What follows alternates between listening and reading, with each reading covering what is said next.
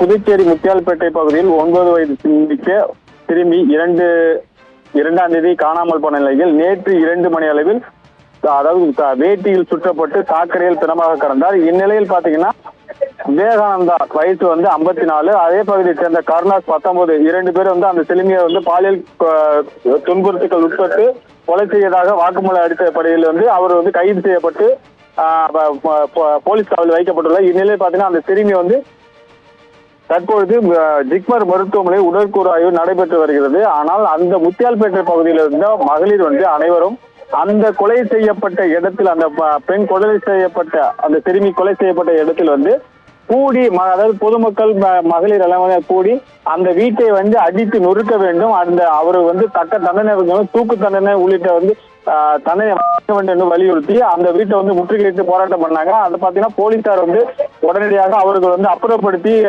கொண்டு வந்தாங்க. அதே மட்டுமல்ல புதுச்சேரி முழுவதும் போராட்ட களங்களாக மாறி வருகிறது. புதுச்சேரி முத்தியால்பேட்டை மணிக்கூட்ட அருகே மகளிர் அமைப்புகளும் முத்தியால்பேட்டை பகுதி மக்களும் போராட்டம் நடத்தி வருகின்றனர். காந்தி சிலை அருகே சமூக அமைப்பினர் அனைவரும் ஒன்று கூடி போராட்டம் நடத்தி வருகின்றனர்.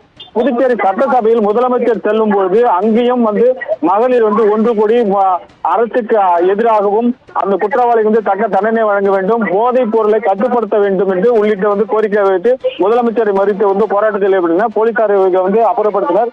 முக்கியமாக பொதுமக்களுடைய கோரிக்கை, புதுச்சேரியில சுற்றுலா என்கின்ற போர்வையில் போதைப் பொருளுக்கு அதிகமாக நடமாடுவதாக அதை கட்டுப்படுத்த அரசு தவறிவிட்டதாகவும் இதை உடனடியாக கட்டுப்படுத்த வேண்டும் என்று கோரிக்கை வைக்கப்பட்டுள்ளது. அது மட்டுமல்ல புதுச்சேரி முழுவதும் தற்பொழுது போராட்ட களங்களாக மாறியுள்ளது. பவித்ரா.